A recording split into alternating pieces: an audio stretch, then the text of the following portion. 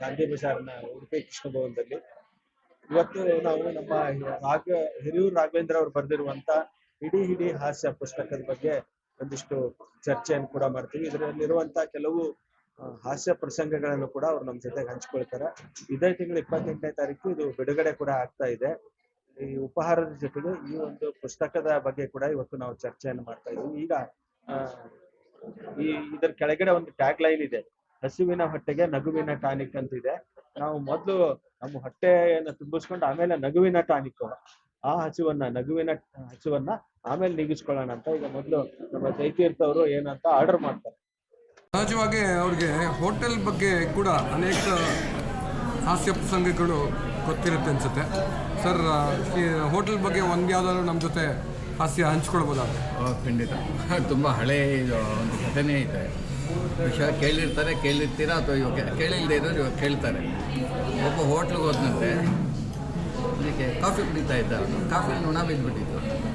ಅವನಿಗೆ ರೇಗೋಯ್ತು. ಬರೋದಂತ ಏನೇ ಕಾಫಿಲಿ ನೊಣ ಬಿದ್ದಿದೆ, ನೀವು ಕೂಡ 15 ರೂಪಾಯಿಗೆ ಆನೆ ಕಕ್ಕಾಗುತ್ತಾ ಕುಡಿದಿದ್ದೋಗ್ರಿ ಏನು. ಆನೆಯಲ್ಲಿ ನೊಣ ಹಾಕಿದೆ, ಆನೆ ಕಾಫಿಲಿ ನೊಣ ಬಿದ್ದಿದ್ದಕ್ಕೆ ನೊಣ ಅಲ್ಲದೆ ಆನೆ ಹಾಕಕ್ಕಾಗತ್ತೆ 15 ರೂಪಾಯಿಗೆ ಅಂತ. 15 ರೂಪಾಯಿಗೆ ಆನೆ ಎಲ್ಲಿಂದ? ಆನೆ ನೋಡೋದಕ್ಕೆ ಇವಾಗ 100 ರೂಪಾಯಿ ಕಟ್ಟಬೇಕು ನಾವು ಬನ್ನೇರುಘಟ್ಟಕ್ಕೆ ಏನಾದ್ರು ಹೋಯ್ತು ಅಂತ.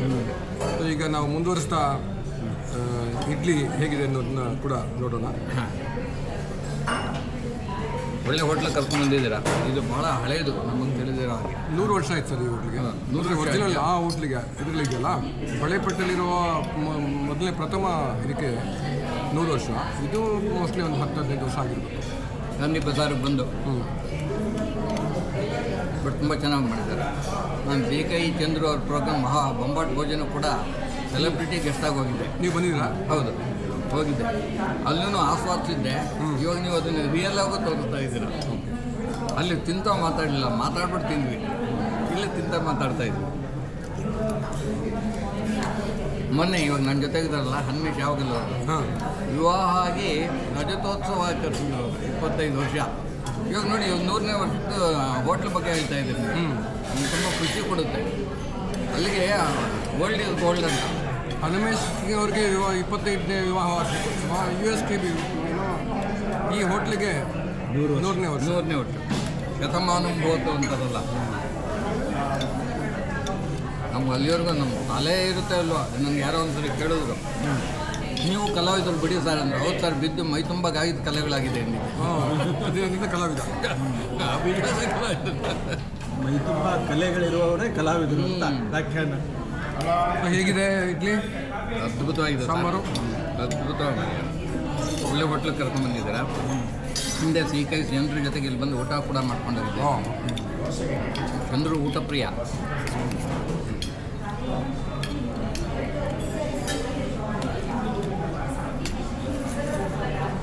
ಮತ್ತು ಹನ್ಮೇಶ್ ಹೇಗಿದೆ ನಿಮ್ಮ ಜಯತೀರ್ಥ ಅವರ ಅವ್ರು ತೀರ್ಥ ಅಂದ್ರಲ್ಲ, ನಾನು ಗಾಬರಿ ಆಗ್ಬಿಟ್ಟು ಎಲ್ಲಿ ಕರ್ಕೊಂಡು ಹೋಗ್ತಾರೆ ಅಂದ್ಕೊಂಡೆ. ಇಲ್ಲ, ಈ ತೀರ್ಥ ಅನ್ಕೊತಾ ಇಲ್ಲ. ಅವರ ಹೆಸರಲ್ಲಿ ಜಯ ತೀರ್ಥ ಇದೆ. ಇಲ್ಲ, ಪತ್ರಕರ್ತರಲ್ಲಿ ತೀರ್ಥ ಅಂದರೆ ಅದು ಬೇರೆನೇ ಅರ್ಥ ಬರುತ್ತೆ. ಅವರ ಪತ್ರಕರ್ತರು ಈಗಿನ ಪತ್ರಕರ್ತರು. ಈಗ ನಾವೆಲ್ಲ ಒಂದು ರೌಂಡು ಇಡ್ಲಿ ಆದ ತಕ್ಷಣ ಎಲ್ಲರೂ ಬೇರೆ ಬೇರೆ ತಿಂಡಿ ಆರ್ಡರ್ ಮಾಡಿದ್ದೀವಿ. ನಾನು ಇಲ್ಲಿ ಇದು ದೋಸೆ ಹೇಳಿದ್ರೆ ನೀವು ಸೆಟ್ ದೋಸೆ ಹೇಳಿದ್ದೀನಿ. ಹಿರಿಯೂರು ಇಲ್ಲಿನ ಸೆಟ್ ಮಸಾಲೆ ಇದು ಸಾಗು ಮಸಾಲೆ ದೋಸೆ ಹೇಳಿದ್ದಾರೆ. ಸಾಗುನ ಸೆಟ್ ಸಾಗು ಮಸಾಲೆ ದೋಸೆ ಬಂದಿದೆ. ಅದಕ್ಕೆ ಸಾಮಾನ್ಯವಾಗಿ ನಾವು ಮಸಾಲೆ ದೋಸೆ ಅಂತಂದರೆ ಪಲ್ಯ ನೋಡ್ತೀವಿ. ಇಲ್ಲಿನ ವಿಶೇಷ ಉಡುಪಿ ಕೃಷ್ಣ ಭವನದ್ದು ವಿಶೇಷ ಅಂತಂದರೆ ಪಲ್ಯದ ಬದಲು ಸಾಗು ಇರುತ್ತೆ.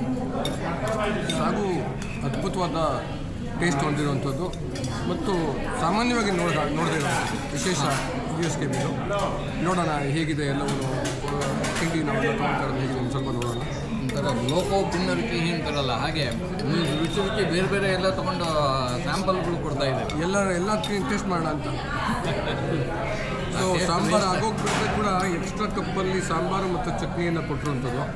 ನಮಗೆ ತಿಂತ ಸಾಂಬಾರು ಖಾಲಿ ಆದರೂ ಇನ್ನೊಂದು ಸೆಟ್ ನಮಗೆ ಮೊದಲೇ ಸಾಕಷ್ಟು ಸಾಂಬಾರನ್ನು ಕೊಟ್ಟಿದ್ರು. ಬಹುಶಃ ಇಲ್ಲಿ ಯಾವುದೇ ಟೇಸ್ಟ್ ಕೂಡ ವೇಸ್ಟ್ ಆಗಲ್ಲ ಅನಿಸುತ್ತೆ. ಪದಾರ್ಥ ವೇಸ್ಟ್ ಆಗಲ್ಲ. ಎಲ್ಲನೂ ಟೇಸ್ಟ್ ಇರೋದ್ರಿಂದ ವೇಸ್ಟ್ ಆಗಲ್ಲ ಸರ್. ಇನ್ನು ಈ ಪುಸ್ತಕ ಇಡೀ ಹಾಸ್ಯದ ಬಗ್ಗೆ ಹೇಳೋದಾದರೆ ಇದರಲ್ಲಿರುವಂಥ ಹಾಸ್ಯ ಘಟನೆಗಳು ತುಂಬ ಸ್ವಂತ ಅನುಭವಗಳ ಕೇಳಿದ್ದ ಇಮ್ಯಾಜಿನೇಷನ್ ಮಾಡಿ ಬರೆದಿದ್ದ. ಇಮ್ಯಾಜಿನೇಷನ್ದು ಅದರೊಳಗೆ ಸಾಕಷ್ಟಿದೆ, ಆಮೇಲೆ ಸ್ವಂತನೂ ಇದೆ. ಆಮೇಲೆ ಈ ಹಾಸ್ಯ ಅನ್ನೋದು ಏನಂದ್ರೆ ನಕ್ಬಿಟ್ರೆ ಅದ್ರ ಬೆಲೆ ಬಂದೋದಾಗೆ. ಜಯತೀರ್ಥ ಹೇಳಿರ್ಬೋದು, ಹನುಮೇಶ್ ಹೇಳಿರ್ಬೋದು, ಅವ್ರು ಕೇಳಲ್ಲ. ನೀವು ಹೇಳೋ ರೀತಿ ಮೇಲೆ ಅದು ನಗು ಆಗಿರ್ಬೇಕು ಅಂತಲ್ಲ. ನಾವೆಲ್ಲ ಕೆಲವು ಪಾಸ್ಪೋರ್ಟ್ ನಗರಿ ಅಂತ ಹೇಳ್ತಲ್ಲ, ನಾನು ಇವಾಗ ಒಂದು ಜೋಕ್ ಹೇಳ್ತೀನಿ ಅಂತಾರೆ, ನಾವು ಅದು ಮಾಡೋಕ್ಕೆ ಹೋಗಿಲ್ಲ. ನಾವೇನು ಹೇಳಬೇಕು ಅಂತ ಹೇಳಿದ್ದೀವಿ, ಸಾಧ್ಯವಾದಾಗ ನಗರಿ, ಇಲ್ಲದ್ರೆ ಸುಮ್ಮನಿರಿ. ನೆಗೆದು ಬೀಳೋ ಪುಣ್ಯ ಕೆಲಸ ನಗಬೇಕು ಅನ್ನೋದು ನಮ್ಮ ಉದ್ದೇಶ. ಇದಕ್ಕೆ MS ನರಸಿಂಹಮೂರ್ತಿ ಅಂತ ಅವರ ಹಾಸ್ಯ ಬ್ರಹ್ಮ, ಅಕ್ಷರ ಬ್ರಹ್ಮ, ಸಿಹಿ ಕಹಿ, ಚಂದ್ರ ಜೊತೆಗೆ ಇಟ್ಬಿಟ್ಟು ಅವರು ಪಾಪ ಪಾಂಡು, ಸಿಲ್ಲಿಲಲ್ಲಿ ಇದಕ್ಕೆಲ್ಲ ಅವರು ಸಾಕಷ್ಟು ಸಂಭಾಷಣೆ ಎಲ್ಲ ಬರ್ತಿದ್ದಾರೆ, ಕಥೆಗಳೆಲ್ಲ ಬರ್ತಿದ್ದಾರೆ. ಅವರು ಇದಕ್ಕೆ ಮುನ್ನುಡಿ ಬರ್ತಿದ್ದಾರೆ, ಭಾಳ ಚೆನ್ನಾಗಿ ಬರ್ತಿದ್ದಾರೆ. ಆಮೇಲೆ ಪ್ರೊಫೆಸರ್ ಕಾಶಿ ರಘುತ್ತಮ ರಾವ್ ಅಂತೇಳಿ, ಅವರು APS ಕಾಲೇಜಲ್ಲಿ ಒಂದು 25 ವರ್ಷ ಪ್ರೊಫೆಸರ್ ಆಗಿದ್ದರು. ಆಮೇಲೆ ಜೈನ್ ಕಾಲೇಜಲ್ಲಿ ಅವರು ಒಂದು ತುಂಬ ಒಳ್ಳೆ ಪೋಸ್ಟಲ್ಲಿದ್ದರು. ಅವಾಗ ಹ್ಯೂಮನ್ ನೆಟ್ವರ್ಕಿಂಗ್ ಅಕಾಡೆಮಿ ಇದ್ದಿತ್ತು. ನಾವು ಅವರು ಸೇರಿ ಸೈಲೆಂಟ್ ಫಿಲಮ್ಸ್ ಮಾಡಿದ್ವಿ, ಒಂದು 15-20 ಸೈಲೆಂಟ್ ಫಿಲಮ್ಸ್. 2-3 ನಿಮಿಷದಲ್ಲಿ ನಾವು ಏನು ಹೇಳಬೇಕು ಅಂತ ಹೇಳ್ತೀವಿ, ಅದು ಯಾರಿಗೆ ರೀಚ್ ಆಗಬೇಕೋ ಆಗುತ್ತೆ ಆ ಥರದ್ದು. ಅವರು ಕೂಡ ಮುನ್ನುಡಿ ಬರ್ತಿದ್ದಾರೆ ಇದಕ್ಕೆ. ಅವರು ನಂದು 40 ವರ್ಷದ ಒಂಥರ ಗಳಸ್ಯ ಕಂಠಸ್ಯ. ಆಮೇಲೆ ಹಿರಿಯೂರು ಪ್ರಕಾಶ್ ಅಂತ ಅವ್ರ ಫೇಸ್ಬುಕ್ಕಲ್ಲಿ ತುಂಬ ದೊಡ್ಡ ಹೆಸರಿದೆ, ದಿನಕ್ಕೊಂದು ವಿಷಯದ ಬಗ್ಗೆ ಬರೀತಾನೆ ಇರ್ತಾರೆ ಅವರು. 3 ಜನ ಅದಕ್ಕೆ ಮುನ್ನುಡಿ ಬರ್ತಿದ್ದಾರೆ. ಆಮೇಲೆ ಇದು ಯಾರು ಪ್ರಕಾಶನ ಮಾಡಿದ್ರು ಅವ್ರ ಕಡೆಯಿಂದನೇ ಅನುಪು ರಾಮನಾಥ್ ಅವರು ವಿಜಯ ಕರ್ನಾಟಕದಲ್ಲಿ ಕಾಲಮಿಕ್ ಸಿಕ್ಕಿದ್ರು. ಅವರು ಒಂಥರ ಹಾಸ್ಯದಲ್ಲಿ ತುಂಬ ದೊಡ್ಡ ಹೆಸರು, ಅವರು ಇದಕ್ಕೆ ಬೆನ್ನುಡಿ ಬರ್ತಾರೆ. ಆಮೇಲೆ ಇವರೆಲ್ಲರ ಇದ್ರ ದೃಷ್ಟಿಯಿಂದ ಇದೆಲ್ಲ ಆದಮೇಲೆ ಒಂದು ಪುಸ್ತಕ ರೂಪ ತರೋಣ ಅಂತ ಹೇಳಿದಾಗ ಹಿಡಿ ಹಾಸ್ಯ ಅಂತ ಬರೆದಿದ್ವಿ. ಅದು 28ನೇ ತಾರೀಕು ಬಿಡುಗಡೆ ಆಗ್ತಾಯಿದೆ. ಆವಾಗ ನೀವು ಅದನ್ನು ಬಿಗಿಯಾಗಿ ಹಿಡಿದು ಆ ಹಾಸ್ಯನ ಆಸ್ವಾದಿಸಿದ್ರೆ ನಿಮ್ಮ ನಗು ನಮ್ಗೆ ಇನ್ನೊಂದು ಪುಸ್ತಕ ಬರೆಯೋದಕ್ಕೂ ಪ್ರೋತ್ಸಾಹ ಆಗುತ್ತೆ. ಅದು ಕೂಡ ಆಗಲೇ ರೆಡಿ ಆಗ್ತಾಯಿದೆ. ಒಬ್ಬರು ಕೇಳಿದ್ದಾರೆ, ಇನ್ನೂ ಯಾರಿಗೂ ಹೇಳಿಲ್ಲ. ಅದು ಒಂದು ಕಡೆ ಬರುತ್ತೆ. ಸುಮಾರು ಒಂದು 150 ಹಾಸ್ಯ ಲೇಖನ ಇದೆ. ಬಹುಶಃ ಪ್ರತಿಯೊಂದು ಹಾಸ್ಯ ಲೇಖನ ಕೂಡ ನಿಮ್ಮನ್ನು ನಗಿಸ್ಕೊಂಡೇ ಹೋಗುತ್ತೆ. ಸುಮ್ಮನೆ ಏನೋ ಬರೆದ್ಬಿಟ್ಟಿರ್ತಿಲ್ಲ ನಾವು. ಹಾಗಾಗಿ ಭಾಳಷ್ಟು ದಿನ ನಾನು ಅದು ಫೇಸ್ಬುಕ್ಕಲ್ಲಿ ಬರೆದಾಗ ತುಂಬ ಅವ್ರ ಮುನ್ನುಡಿ ಅಥವಾ ಅವ್ರ ಹಿನ್ನುಡಿ ಅಥವಾ ಬೆನ್ನುಡಿ ಏನಿದೆ ಅದೇ ತುಂಬ ಚೆನ್ನಾಗಿ ಬರೆದಿದ್ದಾರೆ ಎಲ್ಲರನ್ನು. ಆದ್ದರಿಂದ ಆ ಪುಸ್ತಕ ತಗೊಂಡು ಓದಬೇಕು ಅನ್ನೋ ಕೂಡ ಅವರು ಅನಿಸಿಕೆ ಬಗ್ಗೆ ಹೇಳ್ತಾರೆ. ಆಮೇಲೆ ನೀವು ಇವಾಗಲೇ ಮಾತಾಡುವಾಗ ಹೇಳಿದ್ರು ಗಳಸ್ಯ ಕಂಠಸ್ಯ ಅಂತ. ಈ ಗಳಸ್ಯ ಕಂಠಸ್ಯ ಸ್ನೇಹಿತರು ಅಂದರೆ ಭಾಳ ಆಪ್ತ ಸ್ನೇಹಿತರಿಗೆ ಗಳಸ್ಯ ಕಂಠಸ್ಯ ಅಂತ. ಹಿಂಗೆ ನಮ್ಮ ಸ್ನೇಹಿತರಿಗೆ ಕೇಳಿದೆ ಹಿಂಗೆ ಅಂದರೆ ಏನು ಅಂತ. ಅವರಿಬ್ಬರು ಸ್ನೇಹಿತರು ಕಂಠ ಪೂರ್ತಿ ಕುಣಿತಾ ಇದ್ರು, ಅದಕ್ಕೆ ಅವ್ರು ಗಳಸ್ಯ ಕಂಠ ಗ್ಲಾಸಸ್ ಅಲ್ಲ ನೋಡಿದ್ರ. ಇಂಥವನ್ನೇ ಹುಡುಕ್ಬಿಟ್ಟು ನಾವು ಬರೀಬೇಕಾಗಿರೋದು, ಹೇಳಬೇಕಾಗಿರೋದು. ಅಕಸ್ಮಾತ್ ನೀವು ಬರೆಯೋದು ಲೇಟ್ ಆದ್ರೆ ನಾನೇ ತೊಗೊಂಡ್ಬಿಡೋದು, ನಾನೇ ಕಲ್ತ್ಕೊಳ್ಬೋದು. ಅದನ್ನು ನೀವು ಬರೀರಿ. ಹೇಗಿದೆ ಪೂರಿ? ಪೂರಿ ಸೂಪರ್ ಆಗಿದೆ, ಮೃದುವಾಗಿದೆ, ಚೆನ್ನಾಗಿದೆ. ಯಾರೋ ಭಾವ ಒಂದು ಬದಲಾವಣೆ ಇರಲಿ ಅಂತ ಹೋಟ್ಲಿಗೆ ಹೋದ್ರು. ಇಲ್ಲಿ ಊಟ ಹೇಗಿರುತ್ತೆ? ಅದ್ಭುತವಾಗಿರುತ್ತೆ ಸರ್, ಮನೇಲಿ ಮಾಡ್ತಾರಲ್ಲ ಹಾಗೆ ಇರುತ್ತೆ ನಂಗೆ. ಅಯ್ಯೋ ಮನೇಲಿ ತಿಂದು ಬೇಜಾರಾಗಿ ಬಂದರೆ ಇಲ್ಲೂ ಅದೇ ಕೊಡ್ತೀನಿ ಬೇಡ ಅಂತ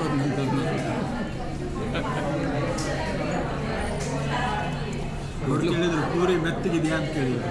ನನಗೇನೋ ನೆನಪಾಯಿತು, ಫ್ರೀ ಕೆನ್ನೆ ಅಂತ ಹೇಳಲ್ಲ ಅಂದ್ಕೊಂಡಿದ್ದೆ. ಮದುವೆ ಆಗಿದೆ ನೋಡಿದ್ರೆ ಮನೇಲಿ ಬೈತಾರೆ. 25 ವರ್ಷ ಹೆಂಗೋ ಕಷ್ಟಪಟ್ಟು 25 ವರ್ಷ ಮಾಡಿದ್ದೀನಿ, ಸ್ವಲ್ಪ ಕಷ್ಟ. ಅದು ವಿತೌಟ್ 50ನೇ ವರ್ಷದ ಆಗಬೇಕಲ್ಲ, ಅದಕ್ಕೆ ಅಲ್ಲಿವರೆಗೂ. ಅದು ಅಲ್ಲದೆ ವಿತೌಟ್ ರಿನ್ಯೂವಲ್ ಅಲ್ವ ಸರ್, ಮದುವೆ ಅನ್ನೋದು ರಿನ್ಯೂವಲ್ ಸಂಬಂಧಗಳಲ್ಲ. ಎಲ್ಲದಕ್ಕೂ ರಿನ್ಯೂವಲ್ ಇರುತ್ತೆ, ರಿನ್ಯೂವಲ್ ಇಲ್ಲ. ಒಂದೇ ಸರ್ತೆ ಲೈಸೆನ್ಸ್ ತೊಗೊಂಡ್ರೆ ಆಯಿತು. ನಮಸ್ತೆ. ಏನೋ ಪುಸ್ತಕ ನೋಡಿದೆ ಹಾಸ್ಯದ ಬಗ್ಗೆ, ಸಿಗುತ್ತಾ? ನಮ್ಮ ಹಾಸ್ಯದ ಪುಸ್ತಕದ ಪರಿಚಯದ ಬಗ್ಗೆ ಆಗ್ಬೇಕು ಸರ್. ಯಾರು ಸರ್? ಹಿರಿಯೂರು ರಾಘವೇಂದ್ರ ಅಂತೇಳಿ. ಸರ್ ನಮಸ್ಕಾರ. ನಿಮ್ಮನ್ನು ನಾನು ಲಾಲ್ಬಾಗಲ್ಲಿ ಭೇಟಿ. ಹೌದು ಸರ್, ನಾನು ಲಾಲ್ಬಾಗ್. ಅವರು ಒಂಥರ ಹೂವಿನ ಥರ ಸರ್, ಎಲ್ಲ ಕಡೆ ಓಡಾಡ್ತಿರ್ತಾರೆ. ಲಾಲ್ಬಾಗ್ ಅಸೋಸಿಯೇಷನ್ ಕೂಡ ಇದೆ. ಭೇಟಿ ಮಾಡಿದ್ರು. ಅವರು ಸಸ್ಯ ಪ್ರೇಮಿಗಳು, ಅವರು ಪರಿಸರ ಪ್ರೇಮಿಗಳು, ಸಸ್ಯ ಪ್ರೇಮಿಗಳು. ನೀವು ಚೆನ್ನಾಗಿದ್ದೀರಾ ಸರ್, ಗೋಲ್ಡನ್ ಮ್ಯಾನ್ ನೀವು. ಹೌದು ಸರ್, ಸ್ವಲ್ಪ ಹಂಗೆ ನಾವು ನಮ್ಗೆ ಅದೊಂದು ಗೋಲ್ಡನ್ ಮ್ಯಾನ್ ಒಳ್ಳೆ ಟೈಟ್ಲ್. ಸಿಗುತ್ತಾ? ಇಲ್ಲಿ 28ಕ್ಕೆ ರಿಲೀಸ್. 28ಕ್ಕೆ ರಿಲೀಸಾ? ಸರಿ ಸರ್. ಎಲ್ಲಿ? ಇಲ್ಲೇ ಪಕ್ಕದೊಳಗೆ ಒಂದು ಮಾಡ್ತಾ ಇದ್ದಾರೆ. MS ನರಸಿಂಹಮೂರ್ತಿ, CK ಚಂದ್ರು, ನಾಗಾಭರಣ ಎಲ್ಲ ಬರ್ತಾ ಇದ್ದಾರೆ. ಹೌದಾ? 28ನೇ ತಾರೀಕು. ಇದು ಟೈಮು ಸಂಜೆ 5ರಿಂದ 7:30. 5ರಿಂದ ಎಲ್ಲಿ? ಇಲ್ಲೇನೆ ಪಕ್ಕದ ರೋಡಲ್ಲೇ ಇದೆ ಅಂತೆ ಏನು ಹೇಳಿ ಜಾಗ ಆ ಜಾಗ. ಅದು ಯಾವುದು ಅಂತ ಇವತ್ತು ನಾಳೆ ಫೈನ್. ಸರಿ ಸರ್ ಗೊತ್ತಾಗತ್ತಲ್ಲ ಫ್ರೆಂಡ್ಸ್ ಸಿಗ್ತಲ್ಲ ಲಾಲ್ಬಾಗ ಸಿಕ್ಕಿದಾಗ ಹೇಳ್ತೀನಿ. ಸಿಗ್ತದೆ ಥ್ಯಾಂಕ್ ಯು. ಈ ಪುಸ್ತಕದ ನೋಡಿದಂಥ ಹೋಟ್ಲಿಗೆ ಬಂತ ಗ್ರಾಹಕರು ಮತ್ತು ನಮಗೆ ನನಗೆ ಸರಿ ಲಾಲ್ಬಾಗಲ್ಲಿ ಸಿಕ್ಕೋರು ಕೂಡ ಅವರು ಪುಸ್ತಕದ ವಿವರ ತೊಗೊಂಡು ಕಾರ್ಯಕ್ರಮ ಬರ್ತೀನಿ ಅಂತ ಹೇಳಿ ಅವರು ಹೇಳಿದ್ದಾರೆ ಕೂಡ. ನೀವು ದೋಸೆನ ಭೇಟಿ ಮಾಡೋರ? ನಾನು ಹಂಗಾರೆ ನಿಮ್ಮದು ಕೊಡೋದು ಮರ್ತೆ. ನನ್ನ ಒಂದು ಇದರಲ್ಲಿ ದೋಸೆ ಇಷ್ಟು ಚೆನ್ನಾಗಿತ್ತು ಅನಿಸುತ್ತೆ. ಬಹುಶಃ ಎಲ್ಲ ಹಂಚ್ಕೊಳ್ಳೋಣ ಅಂತ ತಂದಿದ್ದು ಸೆಟ್ ದೋಸೆನ ನಾನು ಒಬ್ಬನೇ ಸೆಟ್ ಮಾಡ್ಕೊಂಡ್ಬಿಟ್ಟೆ.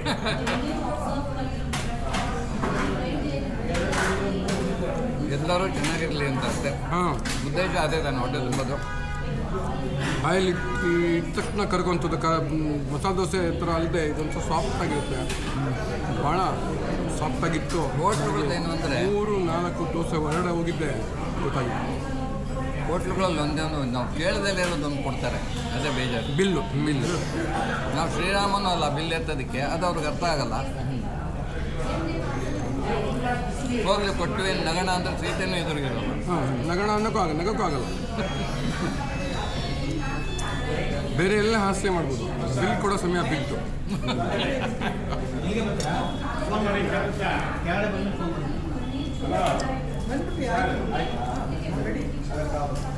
ತುಂಬ ಒಳ್ಳೆಯ ದಿನ ಇವತ್ತು.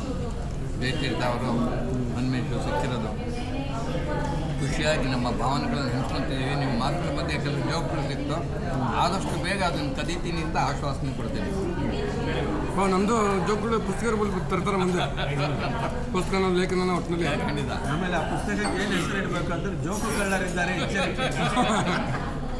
ಬರೀ ಜೇಬು ಕಳ್ಳರು ಕೇಳಿದ್ವಿ, ಜೋಕು ಕಳ್ಳರು ಹೇಳಿದ್ರು.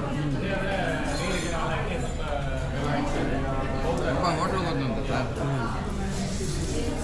ಫ್ರೆಶ್ ಸ್ವೀಟ್ ಏನಿದೆ ಮೈಸೂರು ಬಾಕಿದೆ ಸರ್ ಕೊಡು ಒಂದು ತಂದು ಕೊಟ್ಟನಂತೆ, ಬಾಯಲ್ಲಿಟ್ಟನಂತೆ, ಅವನು ಕಿರಿಪದಂತೆ, ಕಚ್ಚಿದಂತೆ, ಕುಟ್ಟಿದಂತೆ, ಏನು ಮುರಿತಾನೆ ಇಲ್ಲ. ಫ್ರೆಶ್ ಮೈಸೂರು ಪಾಕು ಸಪ್ಲೈ ಇರ್ತಾರೆ. ಕಲ್ಲಿದೆಯಾ ಅಂದಂತೆ, ಓನರ್ ಬೇಗ ಹೋಯ್ತಂತೆ, ಕ್ಯಾಶ್ ಮೇಲೆ ಕೊಟ್ಟಿದ್ರು. ಅಕ್ರಿ ಕಲ್ಲು ಅಂದಂತೆ, ಇದನ್ನು ಕುಟ್ಟಕ್ಕೆ ಅನ್ನಂತೆ, ಅದಕ್ಕೆ ಆ ಕಲ್ಲು ಲಾಡು ಕೊಡೋ ಅನ್ನಂತೆ. ಲಾಡು ಕಲ್ಲಿಗಿಂತ ಗಟ್ಟಿದೆ ಅಂತ ಆಗ್ತಿದೆ. ಹೀಗೆ ಹೋಟ್ಲಲ್ಲಿ ಸಾಕಷ್ಟು ಅನುಭವಗಳಿದೆ. ಕೇಳಿಸ್ಕೊಂಡ್ರೆ ನಮಗೆ ಚಟ್ನಿನೂ ಕೊಡೋಲ್ಲ, ಮತ್ತೆ ಅದೆಲ್ಲ ನಿಧಾನ ಮಾತಾಡ್ತೀವಿ. ನೆಕ್ಸ್ಟ್ ಟೈಮ್ ಸೇರಿಸ್ತಾನೆ ಇರ್ಬೋದು. ಈ ಥರ ಎಲ್ಲ ಮಾತಾಡಿದ್ದಾರೆ ಹೋಟೆಲ್ ಬಗ್ಗೆ.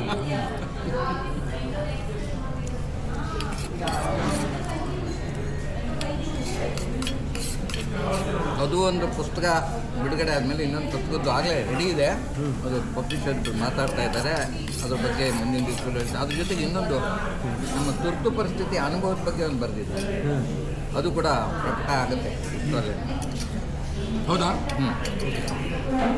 75ನೇ ಇಸ್ವಿಲಿ ತುರ್ತು ಪರಿಸ್ಥಿತಿ ಹೇರಿದ್ರಲ್ಲ ಕೇಂದ್ರ ಸರ್ಕಾರ, ಆವಾಗ ನನ್ನ ವೈಯಕ್ತಿಕ ಜೀವನದಲ್ಲಿ ನಡೆದ ಘಟನೆಗಳ ಬಗ್ಗೆ ಅಥೆಂಟಿಕ್ಕಾಗಿ ಬರ್ಕೊಂಡು ಹೋಗಿದ್ವಿ. ನಾವು ಫೇಸ್ಬುಕ್ಕಲ್ಲಿ ಬರ್ತಿದ್ದೀವಿ. ಕೊರೋನಾ ಬಂದು ಯಾರಿಗೇನು ಮಾಡ್ತಾ ಬಿಟ್ಟು ನಾನು ನನ್ನ ಮನೆಗೆ ಕೂಡಿಸಿ ಬಾಣಂತಿ ಥರ ನಾವು ಒಂಥರ ಬಸರೀರು ಬಾಣಂತಿ ಹಾಕಿದ್ದು ಹೊರಗಡೆ ಹೋಗಂಗಿಲ್ಲ. ಆವಾಗ ನನ್ನ ಮಗ ನನ್ನ ಮೊಬೈಲ್ ಕೊಡಿಸಿ ಪತ್ರ ಬರೀತಾ ಕೂತು ಅಂದ. ಕೊರೋನಾ ನನಗೆ ಊರಿಗೆ ಮಾರಿ ಆದರೂ ಮನೆಗೆ ಉಪಕಾರಿ ಆಗ್ಬಿಡ್ತು. ಅದ್ರ ಜೊತೆಗೆ ನಿಮ್ಗಳದೊಂದು ವಿಕಾಸ ಅಂತಿದೆಯಲ್ಲ, ಬಹಳ ಹತ್ತಿರ ಸಂಬಂಧ ಕಲ್ಪಿಸ್ಬಿಟ್ಟು ಅನ್ವೇಷ ಯಾವಾಗಲೂ ಹಿರಿಯರು ನಮ್ಮ ಹೆಮ್ಮೆ ಅಂತ ಮಾಲಿಕಲ್ಲಿ ಸನ್ಮಾನ ಬೇರೆ ಮಾಡಿಬಿಟ್ರು, ಬೇಲೂರಿಗೆ ಕರ್ಕೊಂಡೋಗಿ. ಅದ್ಭುತವಾದ ಅನುಭವ. ಅವಾಗಲಿಂದ ನಾವೆಲ್ಲ ಒಂದೇ ಮನೆಯವರಾಗ. ಅದು ಏನಂದ್ರೆ ಇವರು ಇನ್ನೂ ಯಂಗ್ಸ್ಟರ್ ಅನ್ಕೊಂಡು ಓಡಾಡ್ತಾ ಇದ್ರು, ಅದಕ್ಕೆ ಕರೆದ್ರು ಆಗ್ಲಿಲ್ಲ. ಅದಕ್ಕೆ ನಮ್ಮ ಹಿರಿಯರು ನಮ್ಮ ಹೆಮ್ಮೆ ಅಂತ ಮಾಡ್ಬಿಟ್ರೆ ಸನ್ಮಾನ ಮಾಡಿ ಸ್ವಲ್ಪ ಹಿರಿಯರಂತ ಗಂಭೀರವಾಗಿರ್ತಾರೆ. ಪುಣ್ಯ, ನಮ್ಮ ಹಿರಿಯರು ನಮ್ಮ ಹೆಮ್ಮೆ ಅಂತ ಅವ್ರು ಹಾಕಿದ್ರೆ ಏನು ಗತಿ ಆಗಬೇಕು. ಹಿಂಗೆ ಹೆಂಗಿದ್ದಾರೆ ಎಮ್ಮೆ ಮಾಡ್ಬಿಟ್ರೆ ಹೆಂಗೆ ಎಮ್ಮೆ ಈಗ ಕುರಿತೋಳಿ ಇಲ್ಲ ಆಗಿಬಿಟ್ಟಲ್ಲ. ನೀವು ತೊಗೊಂಡು ನಿಮಗೆ ನೀವು ಒಂದು ಪುರಿ ತೊಗೊಂಡಿದ್ದೀರಾ, ಅವರೊಂದು ಪುರಿ ತೊಗೊಂಡಿದ್ದೀರಾ, ಈಗ 2ನೇ ಪುರಿ ಅಷ್ಟೇ ನಿಮಗೆ. ಅರ್ಧ ತೊಗೊಂಬಿಡೋಣ ಹೇಳ ನಿಮ್ಗೊಂದು ಅರ್ಧ. ಜಾಸ್ತಿ ಆಯಿತು ಉಪಹಾರ. ಸಾಮಾನ್ಯವಾಗಿ ಮನೆಯಲ್ಲೆಲ್ಲ ಇಷ್ಟು ಬಟ್ ಒಂದು ಬೆಳಗ್ಗೆ ಮೋಸ್ಟ್ ಅನ್ಎಕ್ಸ್ಪೆಕ್ಟೆಡ್ ಆಗಿ ಜಯತೀರ್ಥ ಅವರು ನನ್ನ ಕತೆ ಹೇಗಿತ್ತು ಅಂದರೆ, ದಯವಿಟ್ಟು ಹೇಳಿ ಸರ್. ನೀವು ಆಮೇಲೆ ಹೇಳಿ. ನಮ್ಮ ಮನೆಯಲ್ಲಿ ನೆನ್ನೆದು ಸ್ವಲ್ಪ ಇತ್ತು, ಅದು ನನ್ನ ಜವಾಬ್ದಾರಿ ಇತ್ತು. ನಾನು ನಿನ್ನೆ ಆಚೆ ಕಡೆ ತಿಂದಿದ್ದರಿಂದ ನನ್ನ ಜವಾಬ್ದಾರಿ. ನಿಮ್ಮ ಪಾಲಿಂದ ಉಳಿದಿತ್ತು. ಹಾಂ, ನನ್ನ ಪಾಲಿನ ತಿಂದು ನಾನು ಬೆಳಿಗ್ಗೆ ವಾಕಿಂಗ್ ಮುಗಿಸ್ತಾ ಬೆಳಿಗ್ಗೆ ಬ್ರೇಕ್ಫಾಸ್ಟ್ ಮಾಡೋದು ಒಂದು ಸಿಂಗಲ್ ಇಡ್ಲಿ ತಿಂತ. ಇವತ್ತು ಸಿಂಗಲ್ ಇಡ್ಲಿ ಆಗಿ ಮನೆಯಲ್ಲಿ ಸಣ್ಣ ಉಪಹಾರ ಕೂಡ ಆಗಿ ನಿಮ್ಮ ಜೊತೆ ಬ್ಯಾಟಿಂಗ್ ಬಂದಿರೋದ್ರಿಂದ ನಿಮ್ಮಷ್ಟು ಕೆಪಾಸಿಟಿ ಬಹುಶಃ ಇಲ್ಲ. ಆದರೂ ನನ್ನ ಕೆಪಾಸಿಟಿ ಮೀರಿ ನಾನು ಪ್ರಯತ್ನ ಮಾಡಿದ್ದೀನಿ. ಕ್ಷಮಿಸ್ಬೇಕು ನನಗೆ. ನಾವು ಕೂಡ ಇದಕ್ಕೆ ಒಂದು ಜೋಕ್ ಇದೆ. ಹೇಳಿ. ಒಂದೂರಲ್ಲಿ ಒಂದು ಬಾಳೆಹಣ್ಣು ತಿನ್ನುವಂಥ ಒಂದು ಕಾಂಪಿಟೇಷನ್. ಬಾಳೆಹಣ್ಣು ತಿನ್ನೋ ಕಾಂಪಿಟೇಷನ್. 106 ಜನ ತಿಂದರು ಕಾಂಪಿಟೇಷನ್ ನಡೀತಾ ಹೋಯ್ತು. ಚಿಕ್ಕ ಹುಡುಗ ನೋಡ್ತಾ ಇದ್ದನ್ನು ಆಚೆ ಹೋಗ್ತಾನೆ.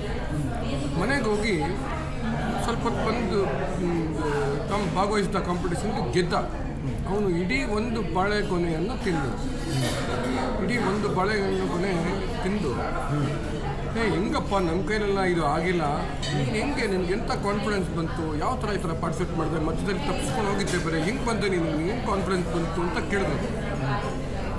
ಇಲ್ಲ ಸರ್, ನನಗೆ ಕಾನ್ಫಿಡೆನ್ಸ್ ಇರಲಿಲ್ಲ. ಫಸ್ಟು ಮನೆಗೆ ಹೋದೆ, ಒಂದು ಕೊನೆ ಫುಲ್ಲು ತಿಂದು ಕಾನ್ಫಿಡೆನ್ಸ್ ಬಂದಿತ್ತು. ಮನೆಗೆ ಹೋಗುವಂತ. ಸೊ ಹಾಗೆ ನನ್ನ ಕಾನ್ಫಿಡೆನ್ಸ್ ಮನೆಯೆಲ್ಲ ತಿಂದು ಇಲ್ಲಿ ಬಂದಿದ್ದೀನಿ. ನಿಮ್ಮ ಜೊತೆ ತಿನ್ನಕ್ಕೆ ಬಂದಿರೋದೇ ನನಗೊಂದು ಕಾನ್ಫಿಡೆನ್ಸ್ ಅಷ್ಟೇ. ಒಂದು ತಿಂದು ಮತ್ತೊಂದು ತಿಂದಿದೆ. ಒಂದು ಕೊನೆ ಮನೇಲಿ ತಿಂದು ಬಂದ್ಬಿಟ್ಟು ಇನ್ಯಾರು ನಮ್ಮ ಸೋಲಿಸ್ಬಾರ್ದು ಅಂತೇಳಿ ಇಲ್ಲಿ ತಿನ್ನಕ್ಕೆ ಬಂದೆ. ಬಹುಶಃ ಯಾರೋ ಮನುಷ್ಯನೇ ಇರಬೇಕು. ಯಾರೋ ಡಾಕ್ಟ್ರ್ ಹೇಳೋದು ಅಂತ ಡಯಟ್ ಮಾಡ್ತಾ ಇರೋದು. ನೀವು ಸಣ್ಣ ಆಗಬೇಕು ಅಂದ್ರೆ ಒಂದು ಕೆಲಸ ಮಾಡಿ, 2 ಬಾಳೆಹಣ್ಣು, 1 ಸೇಬು, ಆಮೇಲೆ ಒಂದು ಕಿತ್ತಳೆ ಹಣ್ಣು, ಈ ಥರ ಒಂದು 4-5 ಐಟಮ್ ಇಷ್ಟು ತಿನ್ನಿ ಅಂದ್ರಂತೆ. ಕರೆಕ್ಟ್ ಆಗ್ತದೆ. ಅದು ಊಟಕ್ಕೆ ಮುಂಚೆನೋ ಊಟ ಆದಮೇಲೆ ನಾವು ತಗೊಳ್ಳೋ ರೀತಿ, ತಿಂಡಿ ಮೇಲಿರೋ ನಮ್ಮ ಪ್ರೀತಿ ಎಲ್ಲಿಗೆ ಬೇಕಾದ್ರೆ ಕರ್ಕೊಂಡು ಹೋಗುತ್ತೆ. ಆಲ್ಮೋಸ್ಟ್ ನಮ್ಮ ತಿಂಡಿ ನಮ್ಮ ಒಂದು ನಿರೀಕ್ಷೆ ಮೀರಿ, ನಾನು ಹೇಳಿದೆ ಹಿಂದೆ ತಿಂದಿದ್ದೆ ಅಂತ, ಅದನ್ನು ಮೀರಿ ಇಡೀ 1 ಪ್ಲೇಟ್ ಸೆಟ್ ದೋಸೆನೂ ಖಾಲಿ ಆಯಿತು, ಮತ್ತು ಮೊದಲನೇ ತೊಗೊಂಡಿದ್ದು ಇಡ್ಲಿನೂ ಖಾಲಿ ಆಯಿತು. ಅಷ್ಟು ಉತ್ಕೃಷ್ಟವಾದ, ಬರೀ ಒಂದಾಗಿ ಎಂಥದೇ ಸಂದರ್ಭದಲ್ಲಿ ಸೇರಿಸುವಂಥ ಉಪಹಾರ ಅಂತೂ ನನಗೆ ಅನ್ನಿಸ್ತು. ಅದ್ಭುತವಾದ ನಾವು ಮದುವೆ ಮನೆ ಅಂತ ಕಡೆ ಹೋದಾಗ ಮಾತ್ರ ವೆರೈಟಿ ತಿಂದಿರ್ತೀವಿ, ಮೇಲೂ ತಿನ್ನಲ್ಲ. ಇವತ್ತು ನೀವು ಎಲ್ಲ ವೆರೈಟಿನೂ ಕೊಡ್ತೀವಿ. ಎಲ್ಲ ಸಾಮಾನ್ಯವಾಗಿ ನಾನು 3-4 ಜೊತೆ ಹೋದರೆ 4-5 ಐಟಮ್ ತೊಗೊಳೋದು ಎಲ್ಲರೂ ಸೇರಿ ಮಾಡ್ಕೊಂಡು ಎಲ್ಲ ತಿಂದಂಗೆ ಆಯ್ತಲ್ವಾ. ಈಗ ಹೋಟ್ಲಲ್ಲಿ ನನ್ನನ್ನು ನೋಡಿ ಅವರು ಕಾಂಬೋ ಬಿಟ್ಟಿದ್ದಾರೆ. 4-5 ಐಟಮ್ ಒಂದು ಉಪಹಾರದಲ್ಲಿ ಕಾಂಬೋಗೆ ಇಷ್ಟು ಅಂತ ಜನ ಕಾಂಬೋ ತೊಗೊಂಡ್ಬಿಡ್ತಾರೆ.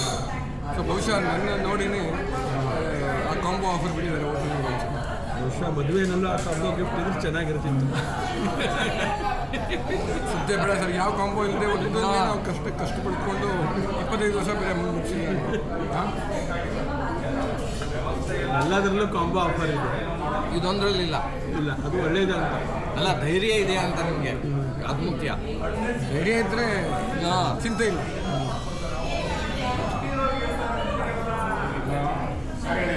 ತುಂಬ ಖುಷಿ ಕೊಟ್ಬಿಟ್ಟು ಬೆಳಗ್ಗೆ. ಏನು ತೊಗೊಳ, ಟೀ ತೊಗೊಳ, ಕಾಫಿನ? ನಿಮಗೇನು ಕಾಫಿ?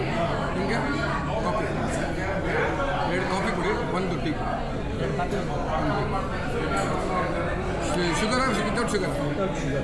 ಒಂದು ವಿತೌಟ್ ಶುಗರ್. ನಿಮಗೆ with sugar? 1 without sugar, 1 with sugar. ಟೀಗೆ ಪ್ಲಸ್ ಶುಗರ್ ಪ್ಲಸ್.